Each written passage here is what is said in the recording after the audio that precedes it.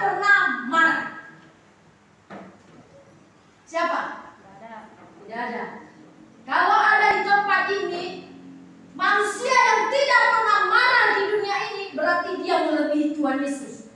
Yesus saja bisa marah, betul tidak? Ada, benar. Ada kan? Elo. Siapa hari ini sedang marah? Hari ini ada yang hari ini sedang marah? Tidak ada, puji nama Tuhan. Puji nama Tuhan kalau hari ini tidak ada yang marah. Amin. Siapa yang sedang membenci? Ada? Tidak ada. Sudah pernah membenci? Sudah pernah dibenci? Sudah. Berarti semuanya sudah dibenci dan dibenci. Sudah pernah tidak disukai? Sudah. Bapak Ibu yang dikasih oleh Tuhan, tema kita hari ini adalah amarah. Jadi kita buka firman Tuhan dari Yakobus pasal 1 ayat 19 sampai 27.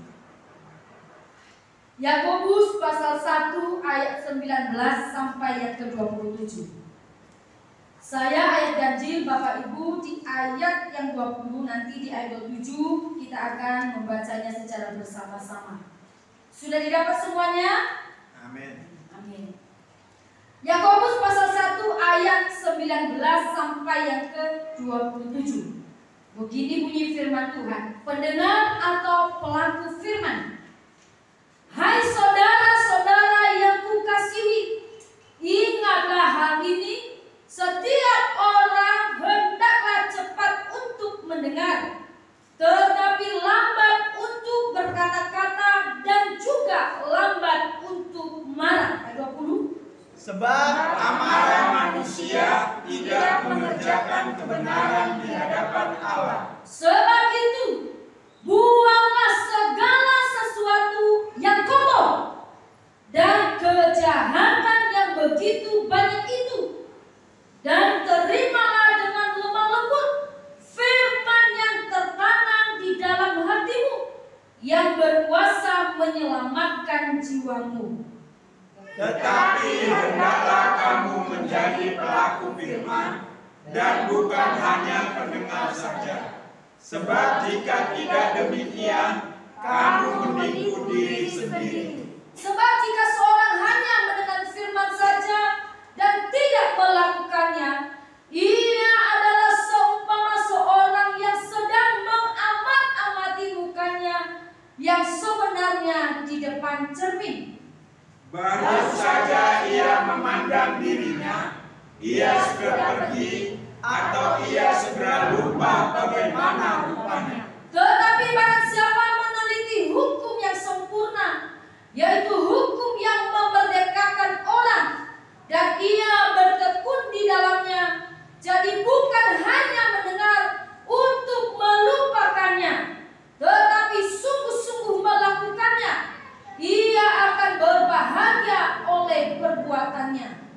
Jikalau ada seorang menganggap dirinya beribadah, tetapi tidak mengekang lidahnya, ia menipu dirinya sendiri, maka sia-sialah ibadahnya. Sama-sama kita ada 7. Ibadah yang murni dan yang tak bercacat di hadapan Allah, Bapa kita, ialah mengunjungi yatim piatu dan janda-janda dalam kesusahan mereka, dan menjaga supaya dirinya sendiri tidak dicemarkan oleh dunia. Amin. Ini firman Tuhan di ayat 20.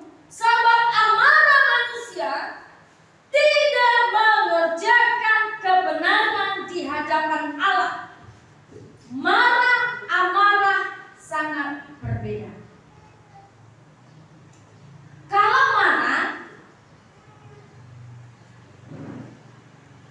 adalah sebuah perasaan yang tidak senangan yang dirasakan oleh setiap kita saat kita merasa mungkin terluka. Tetapi kalau amarah ini itu berbicara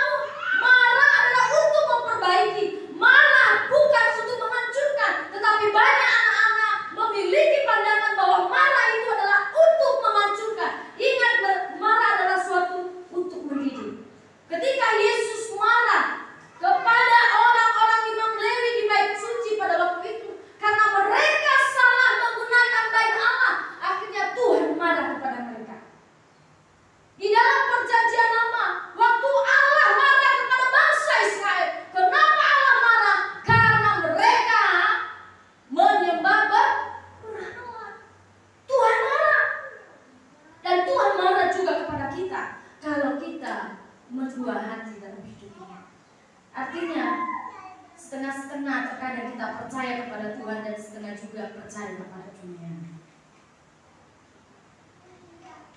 Tidak semua kesalahan yang kita buat disebabkan oleh si jahat, tetapi ada hal-hal yang kita buat yang bisa menjadi celah bagi si jahat. Ingat, kalau marah, dikatakan di Mazmur, boleh kita marah, tetapi jangan sampai engkau berbuat dosa. Kalau engkau berbuat dosa, berarti kita termasuk orang yang memiliki sifat yang amarah. Ini yang berbahaya. Bapak Ibu yang dikasihi oleh Tuhan, amarah bisa mendatangkan suatu malapetaka. Kenapa saya katakan demikian? Karena amarah itu sudah termasuk iri hati, dendam. Amarah yang berkepanjangan akan mendatangkan sebuah dosa. Amarah akan mendatangkan di dalam diri kita, akan menimbulkan di dalam hidup kita, yaitu akar kepahitan. Kalau kita memiliki amarah yang tidak pernah, yang tidak bisa diselesaikan. Ingat, kalau kita suka menyimpan amarah dalam hidup ini, kenapa orang kebanyakan menurut penelitian banyak orang yang sakit lever karena menyimpan amarah, dendam, sakit hati termasuk amarah. Engkau sakit hati sama siapa? Sama temanmu, orang tuamu, orang tua kepada anak. Karena anak tidak mau diatur bla bla bla, engkau sakit hati. Tetapi Tuhan tidak mau seperti itu. Kita harus bisa menjadi orang-orang yang bisa mengampuni dalam hidup ini. Saya saja bisa marah, tapi marah dalam hal apa? Tetapi kalau setiap hari ketemu orang itu terus marah, itu dipertanyakan. Betul tidak? Ada enggak? Kita setiap hari ketemu orang itu marah terus. Tapi kalau siapa? Pak Nyaris pulang kerja, apakah istri menyambut dengan marah-marah? Atau dengan lembut? Atau bagaimana Pak Nyaris? Pasti dengan lembut. Nah, kita harus bisa belajar dalam hidup ini, menanamkan di dalam sebuah kehidupan kita bahwa kalau kita memiliki amarah, kata firman Tuhan, sebab amarah manusia tidak mengerjakan kebenaran di hadapan Allah. Amarah adalah bukan bagiannya Allah. Kalau marah masih bisa ditangani, tetapi kalau marah, kalau tidak bisa diselesaikan, itu akan menimbulkan sesuatu hal yang tidak benar di hadapan Tuhan. Seringkali di dalam hidup kita mendengar sesuatu hal. Ada orang menceritakan si A begini ya, begini bla bla bla A sampai Z. Terus kita meresponnya dengan marah. Di mana apa yang kita pilih hari ini? Kita di ayat 19, setiap orang hendaklah cepat untuk mendengar, tetapi lambat untuk berkata-kata, dan juga lambat untuk marah. Seringkali ketika kita mendengar sesuatu hal yang tidak benar, kita meresponi dengan marah atau dengan lambat. Lambat artinya kita pikirkan dulu, apakah masalah itu, sumber masalah itu, apakah memang itu benar terjadi atau hanya untuk membungkus sebuah kesalahannya dia yang dia lakukan sehingga dia bisa melakukan hal itu. Banyak sekarang untuk bisa membungkus suatu kesalahannya supaya tidak ketahuan, dia bisa membuat omongan-omongan di luar. Betul atau tidak? Betul. Bapak Ibu yang dikasih oleh Tuhan, suatu saat saya ingat waktu saya berjalan, tiba-tiba muncul kata ini dan saya berdiri ke kiri. keluarlah kata ini. Dan kalau kata ini saya resapi, saya putar di otak saya, pasti saya akan dengar. Dia berkata seperti ini, itu musuhmu. Saya bilang, Tuhan kok bisa? Sama-sama loh, tapi kenapa kau bisa berkata itu musuhmu? Dengan berjalannya waktu, kalau saya menyimak hal itu, kalau saya respondi dengan emosi, pasti saya akan mencari jalan supaya bisa saya lakukan. Tetapi kenapa itu keluar kata-kata itu? Supaya saya ketika itu terjadi, saya sudah duluan tahu artinya saya pendam. Walaupun itu terjadi, musuh ada di depan. Itu terjadi, yes, di tahun 2000 yang lalu, tahun 2021. Kalau saya pendam kata itu, muncullah dalam hati saya suatu kebencian kepada saudara, kepada orang-orang yang melakukan hal itu. Tetapi saya belajar, kalau dulu sebelum bertobat, sebelum melayani Tuhan, saya bisa buat anak itu keluar darah dari hidungnya. Saya bisa buat orang itu bisa menangis. Dulu saya itu. Tetapi Tuhan tidak mau saya seperti itu lagi. Kalau itu muncul dalam hidup kita, makanya dalam hidup ini dikatakan firman Tuhan, lebih baik kita lambat untuk berkata-kata. Artinya ketika kita punya masalah, tantangan, orang membenci kita, orang memusuhi kita, jangan cepat-cepat kita respon. Kita tenangkan dulu, berputarlah otak ini, ya kan? Apa gunanya otak ini, ya kan?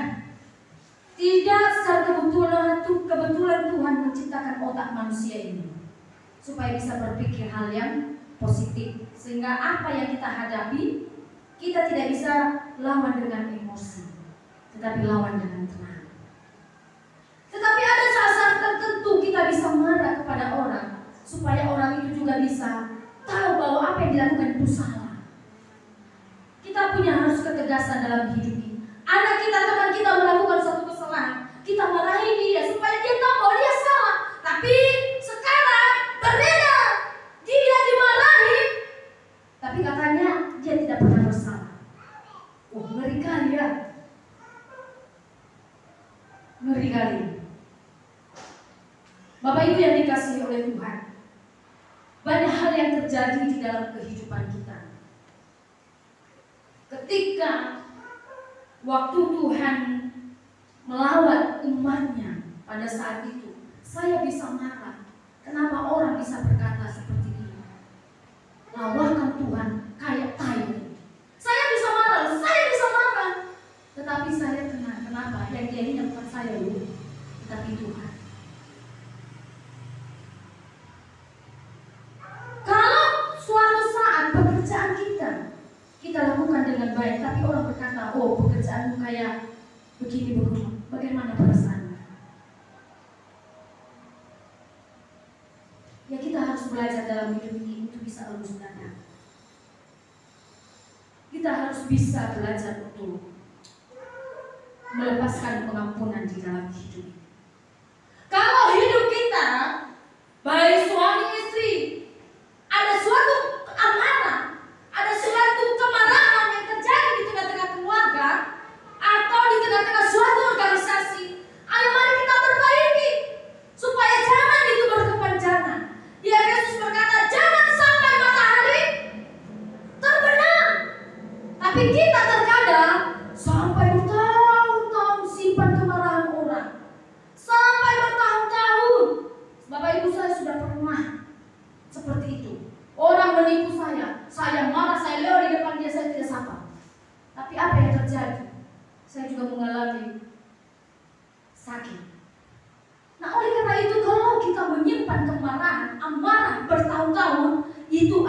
menimbulkan penderitaan sendiri dalam diri kita.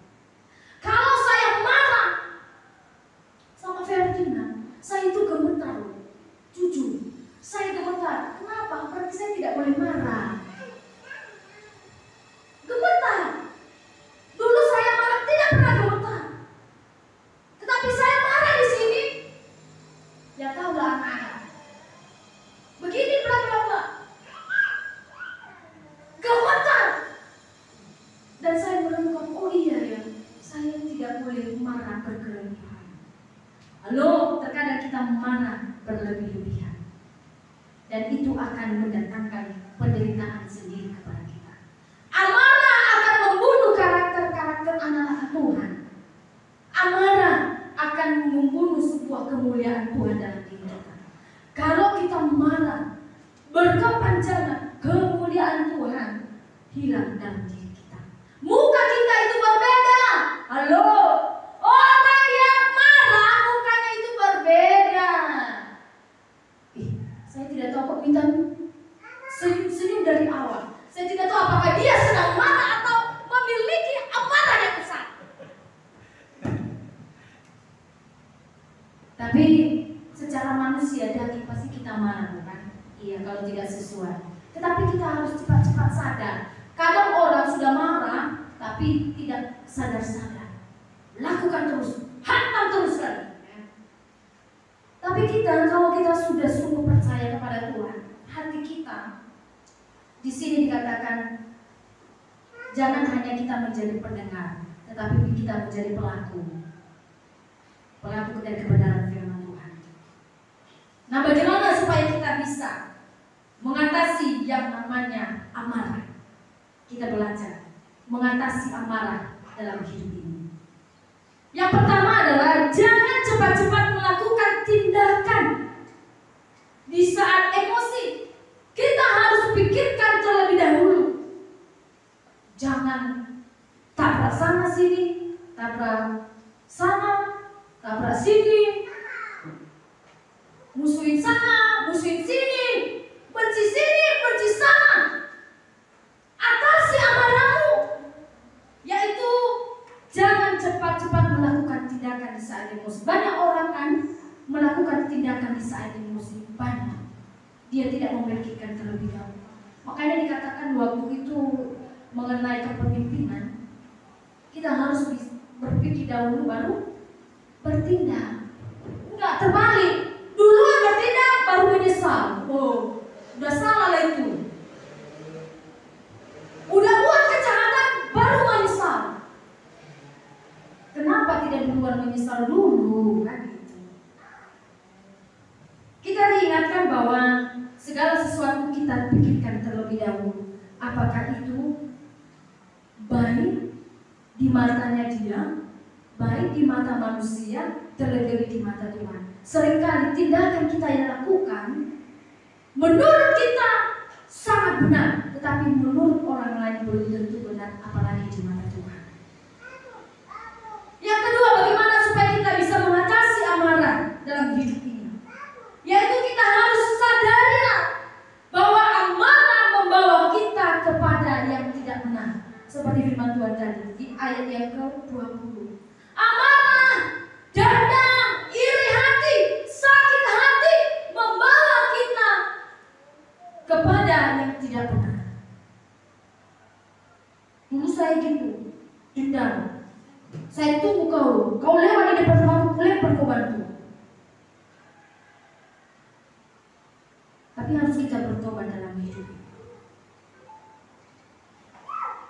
Kalau ada timbul sedikit mulai ada dendam, sakit hati, iri hati, udahlah, minta Tuhan bisa melembutkan hati. Minta Tuhan untuk bisa memurnikan setiap pikiran dan hati kita. Yang ketiga, bagaimana supaya kita bisa mengatasi amarah dalam hidup ini? Yaitu buanglah yang kotor dan kejahatan, dan milikilah hati yang lembut. Tanamlah dalam hatimu firman Allah. Loh, seringkali kita menyalahkan iblis loh dalam hidup ini. Padahal kita sendiri yang membuatnya. Oh ini pengaruh iblis ini bla bla bla, makanya saya marah begini begitu. Halo, yang menentukan segala sesuatu kita bisa marah atau tidak diri kita sendiri, bukan iblis. Seringkali kita menyalahkan iblis. Kita harus bisa membedakan hal itu. Kalau kita memiliki amanah dalam hidup ini, tadi saya diingatkan waktu saya itu. Kalau kita memiliki amanah, dendam, sakit hati kepada seseorang, maka kita akan gagal dalam pelayanan. Kita akan gagal menerima berkat Tuhan yang besar. Sesungguhnya Tuhan mengangkat kita menjadi para pemimpin-pemimpin. Tetapi karena kita memiliki amarah yang berkepanjangan, sakit hati yang berkepanjangan, maka semuanya gagal. Siapa yang buat gagal? Bukan iblis. Saya ingatkan saudara, tapi dirimu yang membuat engkau gagal. Diangkat oleh Tuhan menjadi pemimpin dalam hidup. Betul atau tidak? Ini sangat memberkati sekali. Kita harus merubah sesuatu hal dalam hidup ini. Kalau kita mau diberkati oleh Tuhan, kalau kita mau dibawa di dalam kemuliaan-Nya Tuhan, mari kita melepaskan sebuah amarah yang selama ini membelenggu setiap hidup kita, mengikat hidup kita, sehingga kita tidak bisa masuk kepada kemuliaan Tuhan. Apa gunanya kita beribadah? Tubuh kita beribadah, tapi kita melihat orang itu kita benci. Ingat kata firman Tuhan, kau menipu dirimu sendiri. Halo, hari ini ingatkan setiap kita, jangan sampai kita hanya beribadah biasa-biasa saja, tetapi kita tidak menerima sesuatu hal yang datang dari Tuhan. Jika ada seorang menganggap dirinya beribadah, tetapi tidak meletakkan lidahnya, ia menipu dirinya sendiri, maka kata firman Tuhan, sia-sialah ibadahnya. Berarti kalau kita di dalam hidup ini, seringkali dulu saya, hari Minggu saya datang kepada Tuhan, minta ampun, setelah itu lakukan lagi. Hari Minggu minta ampun di hadapan Tuhan, setelah itu lakukan lagi. Halo, Tuhan kita bukan Tuhan yang suka dipermainkan. Mungkin kita berkata, oh Tuhan tidak lihat kok. Halo, Tuhan lihat apa yang kita lakukan di dalam hidup ini. Kita suka beribadah, tetapi kita melakukan gosip yang tidak benar, hoak-hoak yang tidak benar. Tapi di sini tidak ada yang melakukan hal itu. Orang yang di luar sana.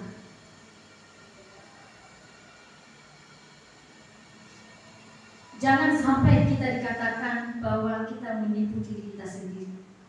Kita suka beribadah, memuji, melayani Tuhan, apalagi melayani Tuhan, tetapi kita tidak mengundang lidah. Kata firman Tuhan, engkau menipu diri sendiri dan semua ibadah yang kau lakukan akan sia-sia. Halo, Tuhan hari ini mengingatkan setiap kita. Ayo, kita harus bisa membawa diri kita bahwa kita ini adalah orang-orang yang suka beribadah, orang-orang yang suka beribadah kepada Tuhan, tidak melakukan hal-hal yang membuat orang lain digosipin di sana sini, di luar sana sini. Ingat, orang yang beribadah harus bisa belajar untuk tutup mulut. Kalau orang ngomong gosipin ini, katakan oh iya, gak usah disambung-sambung. Tak kalian gosip, diikut terkopari supaya meledak. Halo, berarti engkau sedang sakit hati sama orang itu. Kalau engkau kompor-kompori banyak orang supaya orang itu tidak ketahuan apa yang dia lakukan, dia mengkompor-kompori. Halo, engkau bisa melakukan itu.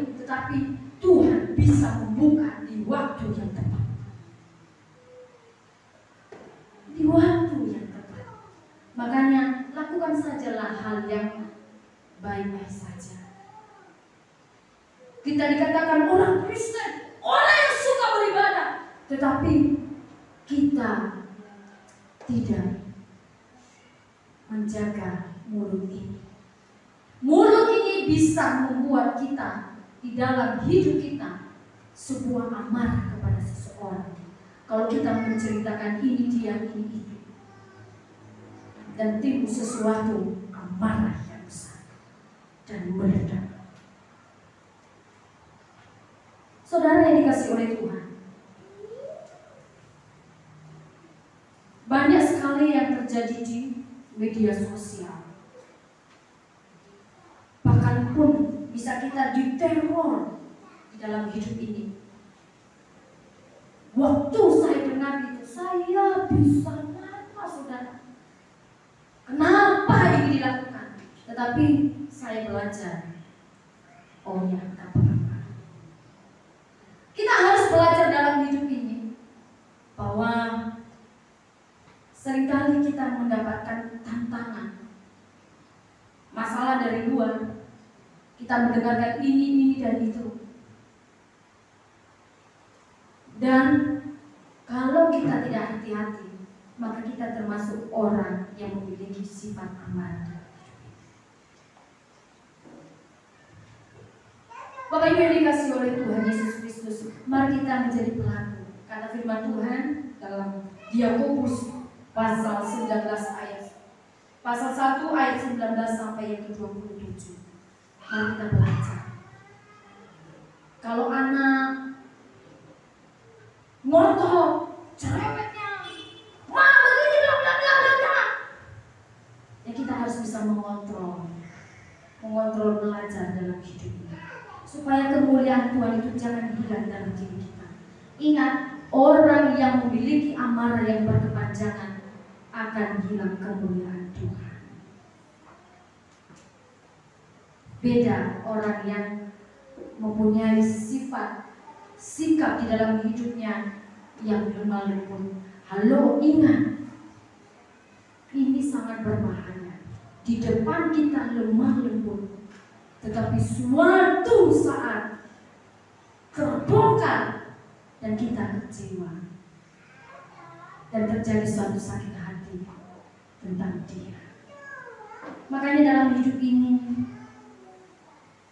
mari kita belajar siapa yang kita bisa kita berteman, siapa yang bisa kita memiliki orang-orang tempat curhat. Halo, hati-hati untuk kita share kepada seseorang.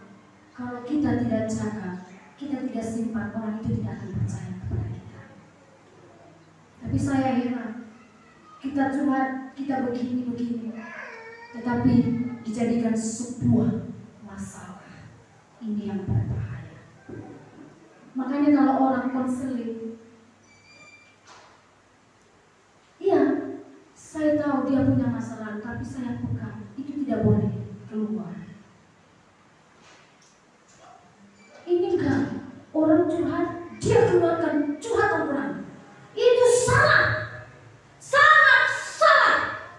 Makanya hati-hati, pilihlah orang tempat curhatmu yang bisa menyimpan rahasiamu. Kalau tidak ada orang yang percaya di luar sana, ada gembalamu di sini, ada ibu gembalamu. Kita harus belajar dalam hidup. Kalau kita memiliki hati amarah yang tidak terselesaikan, hari ini juga selesai. Amarah itu harus bisa lepas dalam diri kita. Mungkin Mama Abiel marah sama Bapak, harus lepas hari ini.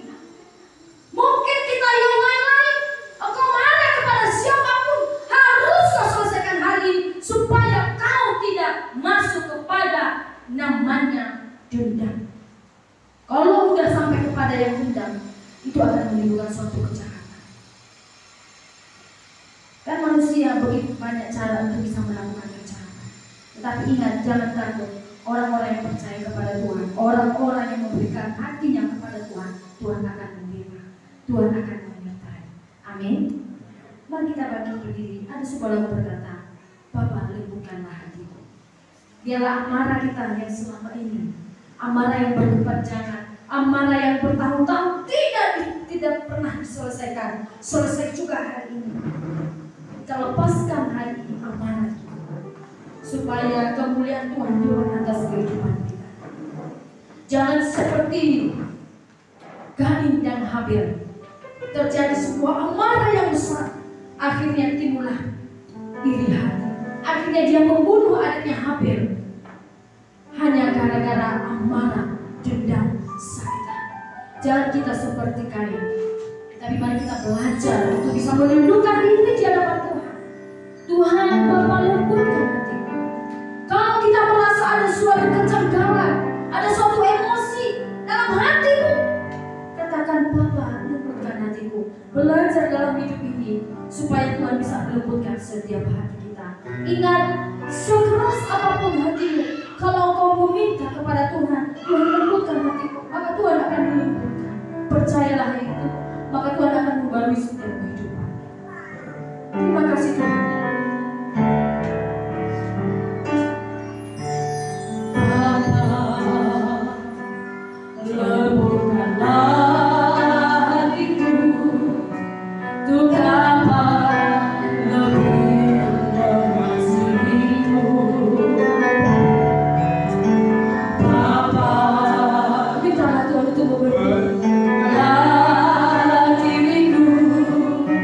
Untuk Bapa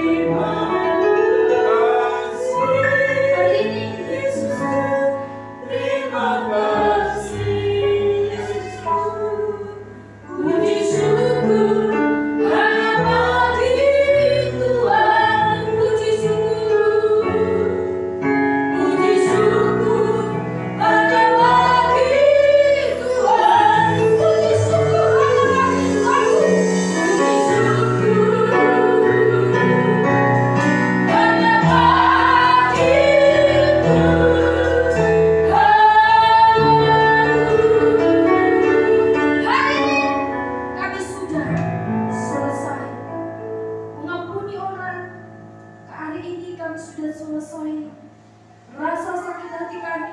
Hari ini sudah Tuhan tolong, Tuhan sudah menjamah setiap hati kami. Terima kasih Tuhan, kami percaya hati yang baru Tuhan berikan kepada kami hari ini. Di saat kami sudah mendengarkan firman Tuhan ini, kami menjadi orang-orang yang baru di hadapan Tuhan. Terima kasih Tuhan untuk firman-Mu bagi kami, berkarya bagi kami Tuhan. Setiap kita yang sudah dilepaskan pengampunan hari ini, mari kita katakan amin.